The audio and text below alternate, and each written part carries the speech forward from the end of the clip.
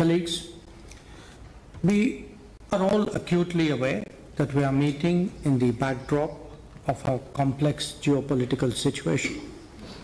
Our leaders remain closely, regularly engaged. They provide us wise and practical guidance to our special and privileged strategic partnership. We've had 2 in-person meetings last year and are personally committed to further advancing our strategic partnership.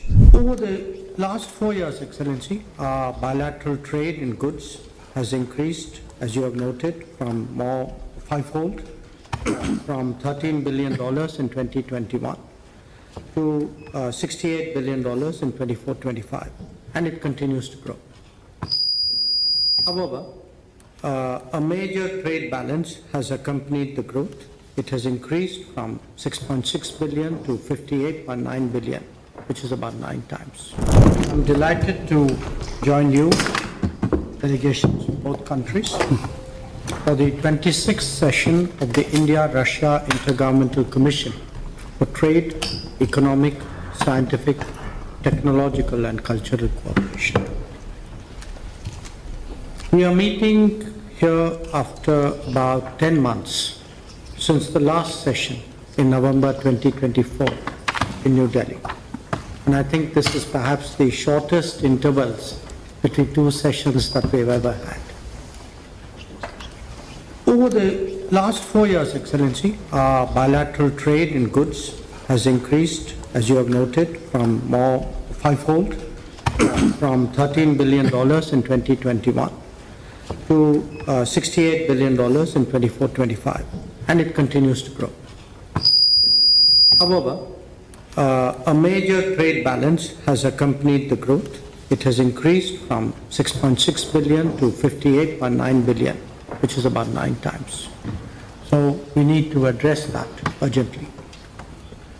Today, as we meet, allow me to lay out some of the salient features of the agenda before us, addressing tariff and non-tariff trade barriers, removing bottlenecks in logistics, promoting connectivity through the international North-South transport corridor, the Northern Sea Route, and the Chennai-Vladivostok corridor, affecting payment mechanisms smoothly, timely finalization and execution of the program of economic cooperation till 2030, the early conclusion of the Eurasian Economic Union FTA, whose terms of reference were finalized today, and regular interaction between the businesses of the 2 countries.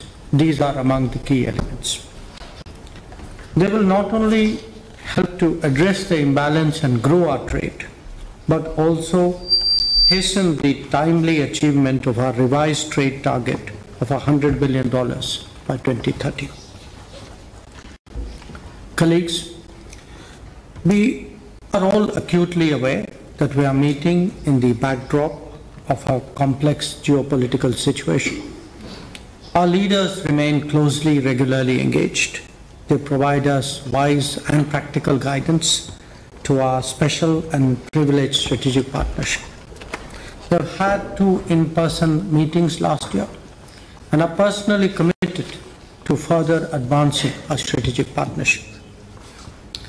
Today, as we meet here for the IRIGC-TEC, allow me to make some suggestions on how we can improve our efficiency and rise to the occasion of deepening our economic cooperation.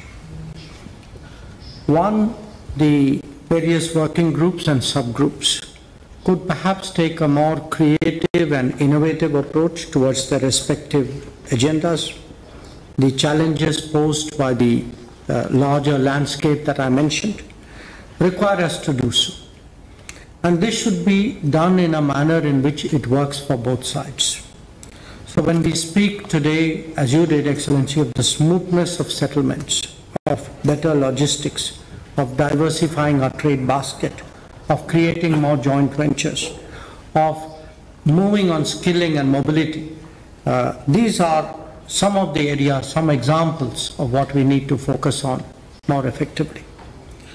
Second, we should continuously diversify and expand our agenda through mutual consultation. It should help to tap into the full potential of our trade and investment ties. We should not get stuck on the beaten track. Doing more and doing differently should be our mantras.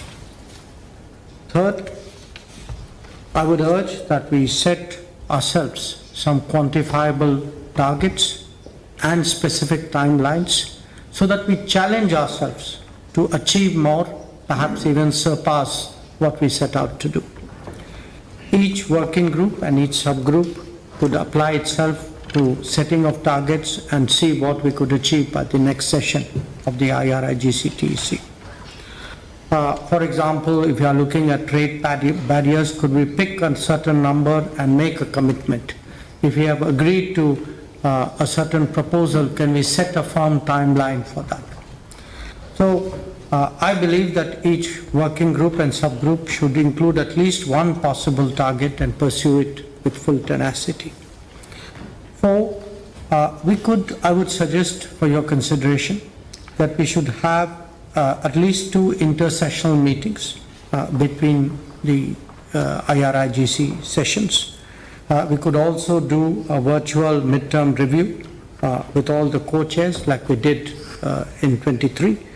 It will certainly help us to take corrective measures and come up with adjustments which are required. To make that happen, I think it would also be useful if we each one designate a clearinghouse for the IRIGC-TEC on both sides, who will remain in touch. Finally, we will be, after this meeting, going on to a business session, and I would suggest for your consideration that we could have a coordination mechanism between the business forum and the different working groups of the IRIGC, so that there is a two-way flow between people in the business world and people in the policy world. We would like the IRIGC to become even more result-oriented, relevant, and readily available to the business communities of the two sides.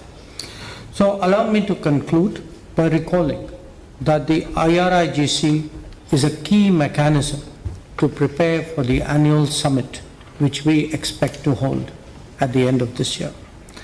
And indeed, it's our working, it's what we deliver that really drives the relationship between India and Russia. So I thank you once again for your warm welcome, for your hospitality, for the excellent arrangements for today's meeting. I look forward to our fruitful discussions. Thank you.